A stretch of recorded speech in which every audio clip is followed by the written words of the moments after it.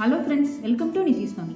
எங்கே இருந்தாலும் காலையில் என்னோடய ஃபஸ்ட்டு ட்ரிங்க் அப்படின்றது எப்போவுமே ஹெல்த்தியாக இருக்குங்க. காலையில் ஃபஸ்ட்டாக எடுக்கிறது மாதுளம்பழம் ஜூஸ் தான். ஒரு 7 மணிக்கு எடுத்து குடிச்சு மாதுளம்பழம் ஜூஸ் குடிச்சு 1 மணி நேரம் கழிச்சு 8 மணிக்கு வந்து கொய்யாப்பழமும் பைனாப்பிள் மட்டும்தான் சாப்பிட்டுக்கிட்டேன். ஏன்னா மத்தியானம் வெளியே போய் சாப்பிட வேண்டிய சூழ்நிலை நம்ம வரும், ஊருக்கு வந்துட்டோம் அப்படின்றதுனால சிம்பிளாக ஃப்ரூட்ஸோடு நம்ம காலையில் சாப்பாடை ஃபினிஷ் பண்ணிக்கலாம். காலையில் கிளாஸ் முடிஞ்சோடனே பக்கத்து வீட்டிலேருந்து எங்கள் அம்மா நாய் தூக்கிட்டு வந்து நிதிஷ்காக காமிச்சிட்டு இருந்தாங்க. பயங்கர க்யூட்டாக சூப்பராக இருந்தது.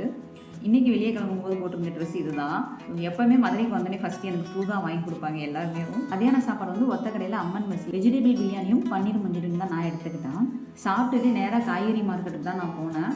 எதுக்கு அப்படின்னா மெயினாக பட்டர் பீன்ஸு, குட்டி உருளைக்கிழங்கு, குட்டி பாவக்காய், அதலக்காய் இதெல்லாம் வந்து மதுரையில் மட்டும்தான் கிடைக்குது. அதனால் மதுரையில் வாங்கிட்டு வந்து சென்னையில் வந்து ஃப்ரீசரில் நான் ஸ்டோர் பண்ணி வச்சுக்கலாம்.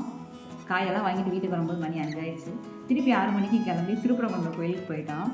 திருப்பரங்குன்றம் கோயிலில் முருகனை நல்லபடியாக தரிசனம் பண்ணிவிட்டு வீட்டுக்கு வரும்போது மணி வந்து 10 ஆயிடுச்சு.